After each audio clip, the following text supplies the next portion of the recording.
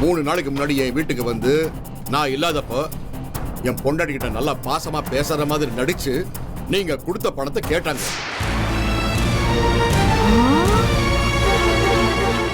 உன் தங்கச்சி அன்னைக்கு போலீஸ் ஸ்டேஷன்ல இருந்து உன்னை வெளியில எடுத்தப்போ அந்த பொண்ணு அப்படி திட்டுன. இப்ப என்னடானா தங்கச்சி நொங்கச்சின்னு உருகுற. தேவைன்னா ஒரு மாதிரி பேசுற, தேவையில்லைன்னா வேற மாதிரி பேசுற. சரியான ரெண்டும் கட்டான இருக்கிற. வரதட்சணைங்கிறதுமா வீட்டு பொண்ணு வெளியே போய் இன்னொருத்தர் வீட்டுல கஷ்டப்படாம வாழறதுக்காக தான் கொடுப்பாங்க. அதனால நீங்க இந்த பணத்தை எடுத்துக்கிட்டு தனியா போயிடுங்க.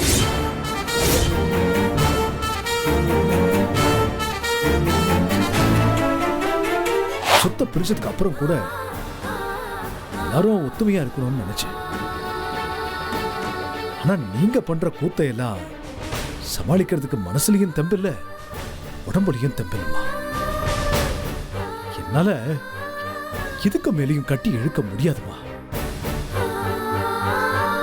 நீ தனியா போயிடு.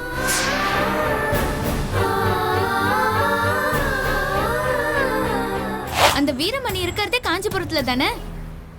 அதனாலதான் அங்க தங்க வைக்கலாம்னு சொல்றேன். காஞ்சிபுரத்துல கீதா இருக்கிறத கட்டாயமா யாரும் எக்ஸ்பெக்ட் பண்ண மாட்டாங்க.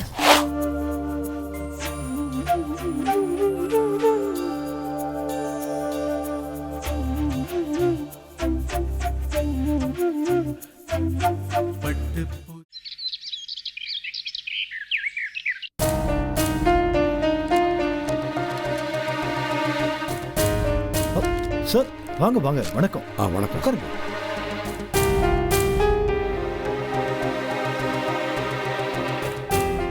வாங்க வாங்க வாங்க. நல்லா இருக்கீங்களா? நல்லா இருக்கேன்.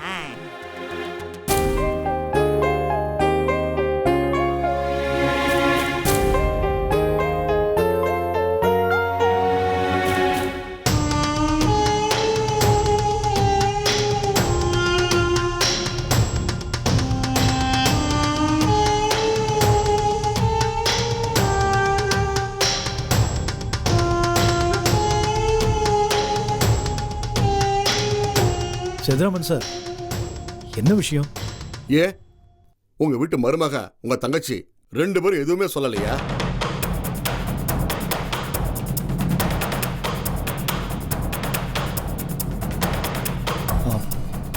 புரியலையே. என்னவுமா? 3 நாளைக்கு முன்னாடி என் வீட்டுக்கு வந்து நான் இல்லாதப்போ என் பொண்டாட்டி கிட்ட நல்லா பாசமா பேசுற மாதிரி நடிச்சு நீங்க கொடுத்த பணத்தை கேட்டாங்க.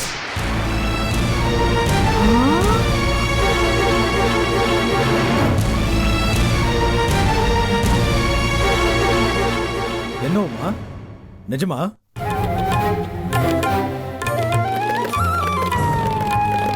எதுக்கு கேட்டீங்க?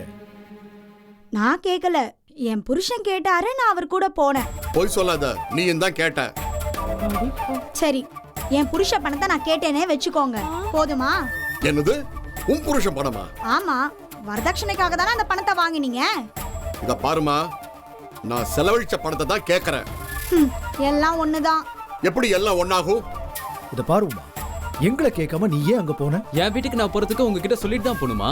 என்னது? அது உன் வீடா? என் பொண்ணு பானுவோட வீடு. அவன் சுய கௌரவத்துல சுயமா சம்பாதிச்சு எங்களை காப்பாத்திட்டு இருக்கா. அது உன் வீடா? ஏன் எங்க அம்மா அங்கதான் இருக்காங்க, அதனால சொல்ல வந்தேன். ஐயோ, அம்மா மேல பாசம் பாரு. பேசுறான். இப்ப அங்க இருந்து திட்டதான் இங்க வந்தீங்களா? மாடி உமா தேவி, எதுக்கு தேவையில்லாம 2 பேரும் அந்த வீட்டுக்கு போனீங்க? அது எதுக்கு மாப்பிள்ளை கிட்ட சொல்லாம மறைச்சீங்க? அத முதல்ல சொல்லுங்க. அது என்னோட பர்சனல் விஷயம். மாப்பிள, நீங்க எதை பர்சனல் விஷயம் சொல்றீங்க?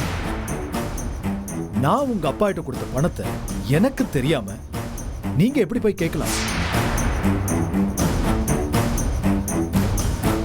அவர்தான் அன்னைக்கு தெளிவா சொன்னார்ல, அந்த வீட்டுல நீங்க 2 பேரும் சேர்ந்து வாழறதா இருந்தா பணத்தை தந்துடுறேன்னு. அதுக்கு ஒத்துக்காம நீங்க எப்படி பணத்தை கேட்கலாம்? அந்த பணத்தை எனக்காக தானே எங்க அப்பா கிட்ட கொடுத்தீங்க. இத பாரு, இந்த சினிமால வர வாழைப்பழ காமெடி மாதிரி எல்லாம் பேசாத. உன்னை பெத்து வளர்த்து ஆளாக்கி உனக்கு படிப்பெல்லாம் சொல்லி கொடுத்தாங்கல்ல, அதுக்கு தான் அந்த பணம், புரியுதா? ஐயோ, நான் பெத்து வளர்த்ததுக்கெல்லாம் கேட்கலைங்க. கல்யாணத்துக்கு அப்புறம் ஆன செலவை தான் கேட்டேன். இந்தாங்க சிவஞான சார், நீங்க கொடுத்த செக். ஐயோ, என்னங்க நீங்க? வைங்க அந்த பாக்கெட். சார் சார் நான் முழு மனசோட இதை திருப்பி தரேன், வச்சுக்கோங்க ப்ளீஸ் ப்ளீஸ். சார் ஏன் இப்போ திருப்பி தரீங்க? ஏதோ அவன் மேல இருக்கிற கோவத்தால சார் நான் அப்படி கேட்டேன். இந்த விஷயம் தெரிஞ்சு என் பொண்ணு பானு என்ன ரொம்ப திட்டா. என் பொண்ணு பானு சுய கௌரவமான பொண்ணு, உடனே இதை கொடுக்க சொல்லிட்டா. அது மட்டும் இல்லாம இத்தனை வருஷம் நாங்க வாழ்ந்த தாம்பத்திய வாழ்க்கையில முதன் முறையா இவங்களால என் பொண்ணாடி கை நீட்டி அடிக்க வேண்டியதாயிடுச்சு. எங்களுக்கு இந்த பணமும் வேண்டாம், சொத்து வேண்டாம், மதிப்பிட முடியாத சொத்து என் பொண்ணு இருக்கா எங்களுக்கு, அது எங்களுக்கு போதும். நான் வரேன் சார்.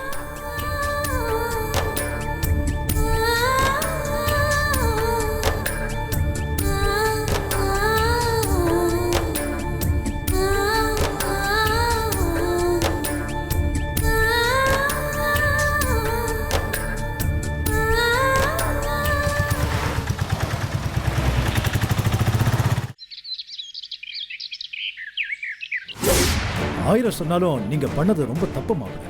என்னங்க என்ன தப்பு? நான் எங்க வீட்ல போய் எங்க அம்மா கிட்ட கேட்டேன், இதுல என்ன தப்பு இருக்கு? மாப்பிள்ள, அந்த பணத்தை நான் உங்க அப்பா கிட்ட கொடுத்துருக்கேன். அவர் நியாயமா பண்ண செலவுக்காக என்கிட்ட கேட்டாரு, நான் கொடுத்தேன். இன்னும் சொல்லணும்னா நாங்க உமா கல்யாணத்துக்காக கொடுத்திருந்தா அவர்கிட்ட தானே கொடுத்துருப்போம். அவர் முறையில்லாம ஒன்றும் கேட்கல. அவர் கேட்டது நம்ம சமூகத்துல இயல்பா நடக்கிறது தான். அவர் கஷ்டப்பட்டு உங்களை ஃபாரின் அனுப்பியிருக்காரு. அதுக்கு அவர் மட்டும் இல்லாம பானு கிட்ட இருந்து வேற பணம் வாங்கி கொடுத்திருக்காரு. எங்க இதுல என்னங்க இருக்கு? அவன் என் தங்கச்சி, அதனால கொடுத்தா. அட பாவி மனுஷா, என்னயா ஆளு நீ? இப்பதான் கொஞ்ச நேரத்துக்கு முன்னாடி உனக்கும் அந்த குடும்பத்துக்கும் சம்பந்தமே இல்லாத மாதிரி பேசின. இப்ப பண விவகாரம் வந்ததுமே அப்படியே தங்கச்சின்னு பல்ட்டி அடிக்கிற. நீ அம்மாவை போய் பார்க்க மாட்டேங்கிற, ஆனா அம்மா பண்ணுங்கிற. உன் தங்கச்சி அன்னைக்கு போலீஸ் ஸ்டேஷன்ல இருந்து உன்னை வெளியில எடுத்தப்போ அந்த பொண்ணை அப்படி திட்டின. இப்ப என்னடானா தங்கச்சி நொங்கச்சின்னு உருகுற. தேவைன்னா ஒரு மாதிரி பேசுற, தேவையில்லைன்னா வேற மாதிரி பேசுற. சரியான ரெண்டும் கட்டான இருக்கிற. அத பத்தி நீங்க பேச வேண்டாம். எங்க விஷயத்துல நீங்க ஏன் இப்படி தலையிடுறீங்கன்னு எனக்கு கொஞ்சம் கூட புரியல. மா இருங்க மாப்பிள்ள, இப்ப என்ன பண்ண சொல்றீங்க? அவர் தான் வேணான்னு கொடுத்துட்டாருல, அந்த பணத்தை என்கிட்ட கொடுத்துருங்க. என்ன மாப்பிள்ள, நீங்க பேசுறது எனக்கு சரியா புரியல. அவர் இன்னைக்கு வேண்டான்னு சொல்லிட்டு போனத நான் தூக்கி உங்ககிட்ட கொடுத்தா முறையும் கிடையாது. அவர் திரும்ப வந்து கேட்டார்னா அப்ப நான் என்ன பதில் சொல்லுவேன்? கொடுத்துதானே ஆகணும். இல்லங்க, அவர் கேட்க மாட்டாரு. அதுவும் பானு சொல்லிட்டா அவர் நிச்சயமா கேட்க மாட்டாரு. ஏங்க இப்ப இதெல்லாம் இங்க ஏன் விளக்கமா சொல்லிட்டு இருக்கீங்க? அது எப்படி பார்த்தாலும் உங்களோட பணம் தானே, வாங்கிக்கோங்களேன். என்னடி நடுவுல கொஞ்ச நாள் பிரிஞ்சிருந்தீங்க, இப்ப என்ன மறுபடியும் டபக்குன்னு போய் ஒட்டிக்கிட்டியா? இது அத பத்தி உங்களுக்கு எதுக்கு? எல்லாத்துலயும் ஏதாவது ஒரு கருத்து சொல்றேன்னு சொல்லிட்டு எரிச்சல் படுத்திட்டே இருக்கீங்க. நீ வாய மூடு. எதுக்கு தேவையில்லாம ப்ளீஸ் அமைதியா இருங்க. இந்த பாருங்க மாப்பிள்ள, நீங்க கேட்டது ஒண்ணு என் மனசுக்கு சரின்னு படல. இந்த பணத்தை நான் உங்ககிட்ட கொடுக்க முடியாது. சண்முகம் கொஞ்ச நாளா வந்துட்டா எல்லாரையும் உட்கார வச்சு கணக்கு பிரிக்கிற நிலைமையில இருக்கு. இப்ப போய் கணக்குல இருந்து உங்களுக்காக பணம் எடுக்க முடியாது. இன்னும் ஒரு வாரத்துல எல்லாத்தையும் ஒப்படைக்க போறேன். அண்ணே, இது எங்களுக்கு சேர வேண்டிய பணம் தானே, அப்புறம் எங்களுக்கு கொடுக்கறது தானே முறை. கொடுத்துருங்க அண்ணே. சரிண்ணே, இப்போ நான் கேக்குறேன், என் கல்யாணத்துக்கு என் புருஷனுக்கு நீங்க வரதட்சணை கொடுக்கலல்ல, அதை இப்ப கொடுங்க. என்னம்மா இது? உனக்கு சொத்துல பங்குன்னு பேசிக்கோங்க, அப்புறம் என்ன வரதட்சணை? சொத்து எப்ப வருமோ யாருக்கு தெரியும், அது வரும்போது பாத்துக்கலாம். இப்போ இந்த பணத்தை வரதட்சணையா கொடுங்க. ஓ அப்படியாமா? சரிம்மா. அப்படின்னா நான் சொல்றதை நீ வேற மாதிரி எடுத்துக்கூடாது. வரதட்சணைங்கிறதுமா வீட்டு பொண்ணு வெளியே போய் இன்னொருத்தர் வீட்டுல கஷ்டப்படாம வாழறதுக்காக தான் கொடுப்பாங்க. அதனால நீங்க இந்த பணத்தை எடுத்துக்கிட்டு தனியா போயிடுங்க.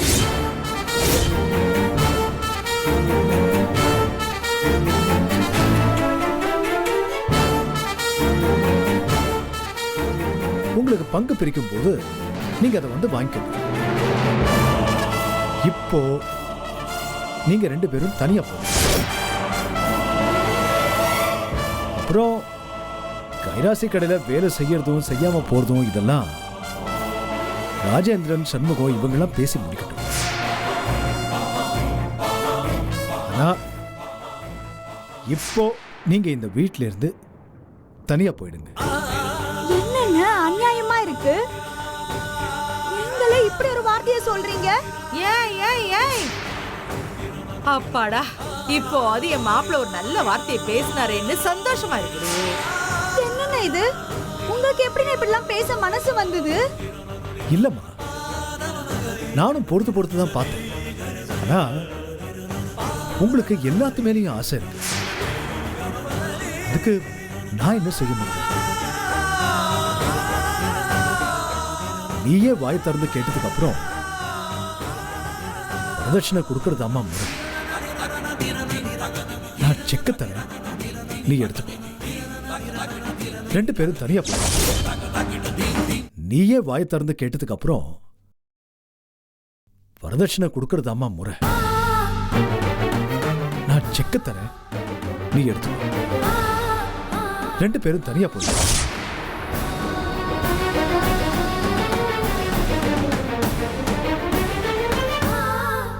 நான் இந்த வீட்ல எல்லாருக்கும் சொத்தை பிரிச்சதுக்கு அப்புறம் கூட எல்லாரும் ஒத்துமையா இருக்கணும்னு நினைச்சேன்.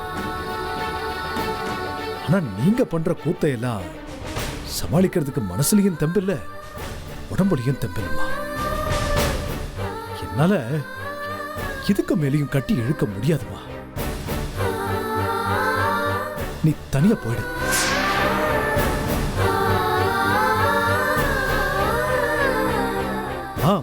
இது பாரு, நான் உன்னை உடனே கூட போக சொல்லல. சண்முகம் வரட்டும், எல்லாம் ஒரு முடிவுக்கும் வரட்டும்.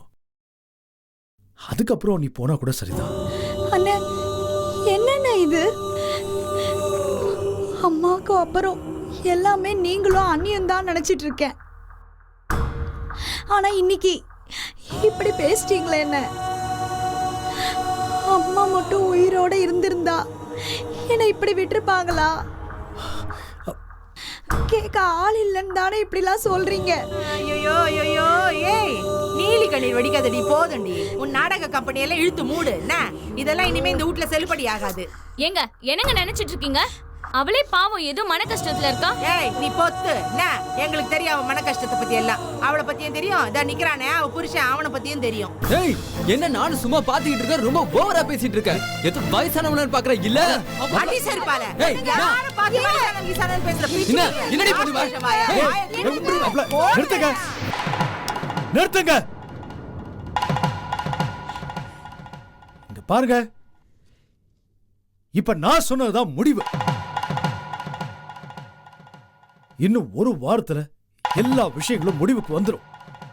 அதுக்கப்புறம் ஆளுக்கு அவங்க வழியை பார்த்துட்டு போயிட்டே இருக்கு. இந்த தடவை இந்த குடும்பம் பிரியறதை யார் நினைச்சாலும் தடுக்க முடியாது. போங்க, எல்லாரும் சொந்தமா உழைங்க, சம்பாதிங்க. அதுல அவங்க வாழ்க்கையை வாழுங்க. அடுத்தவங்க காசுல வாழறதுக்கு ஆசைப்படாதீங்க. போதும்மா, போதும்.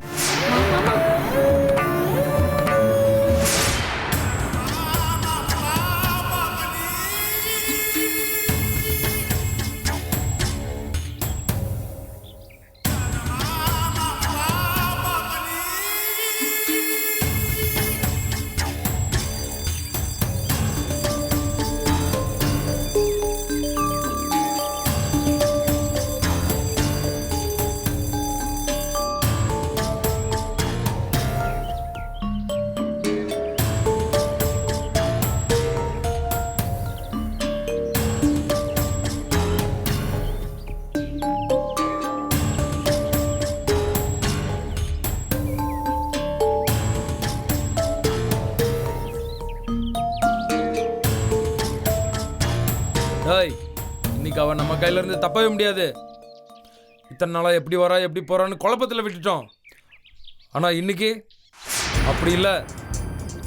எந்த ஹாலில் எக்ஸாம் எழுதுறா, எந்த பிளாக்ல இருக்கா எல்லாத்தையும் கண்டுபிடிச்சி உள்ள சுத்தி நம்ம ஆளுங்களை நிக்க வச்சிருக்கேன்.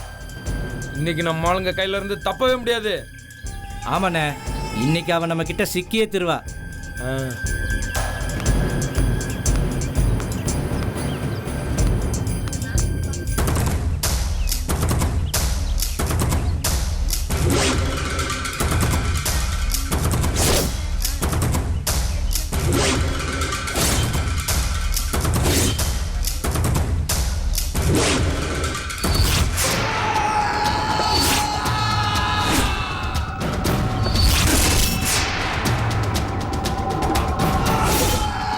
டேய், நம்ம பக்கம் தாண்டா வந்துட்டு இருக்கான். விட்டக்கூடாதுடா, எப்படியாவது தூக்கிடணும்.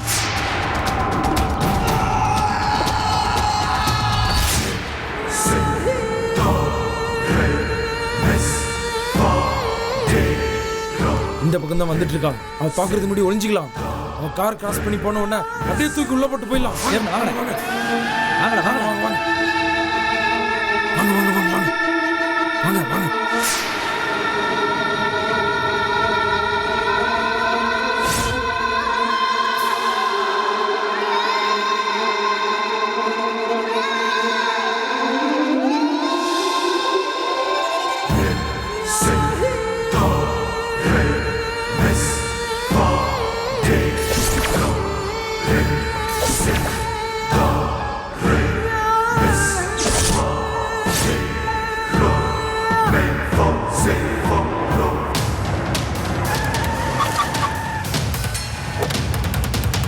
ஏய் வாங்கடா, வாங்க வாங்க வாங்க சீக்கிரம்.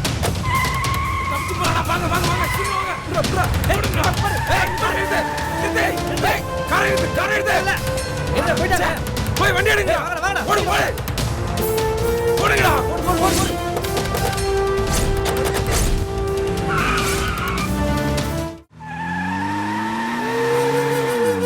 பா ஃபாலோ பண்ணி போ. இந்த போறேன்.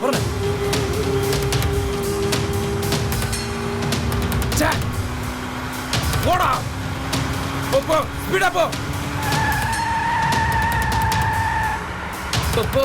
விடாத. ஓட்டாக் பண்ணி போ. போடா,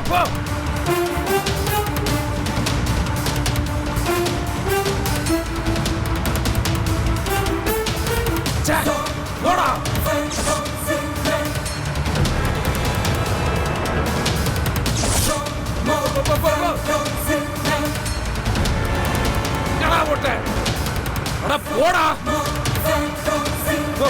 போ. விடாத. போ.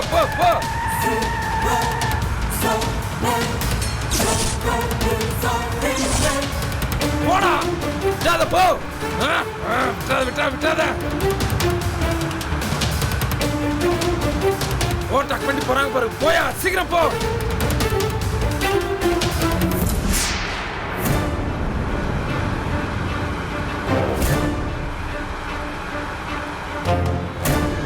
ஏய் வண்டி இந்த பக்கம் போது பாரு. போ. நிவச்சடி. சரி போது பாரு. எங்கடா பார்த்து வண்டி ஓட்டுற? போ.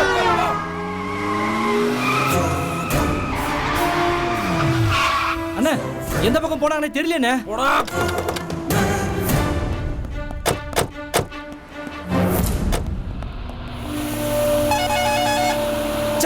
என்னடா வண்டி ஓட்டுற நீ? காரை பார்த்து ஓட்டுறேமா? பக்கத்துல இருந்து மிஸ் பண்ணிட்டுமாடா. அண்ணே, வண்டி கீழே போது நீ பாட்டு பிரிட்ஜ் மேல போற. கண்ணை எங்கடா வச்சு வண்டி ஓடுற? டென்ஷன் ஆகாதீங்கண்ணே. டென்ஷன் ஆகாம என்னடா பண்ண சொல்ற? அண்ணே, அந்த பொண்ணு ஏறின கார் நம்பர் நான் நோட் பண்ணிருக்கேண்ணே. இது நோட் பண்ணிட்டியா? ஆமாண்ணே, அதை வச்சு எப்படியும் பிடிச்சிடலாண்ணே.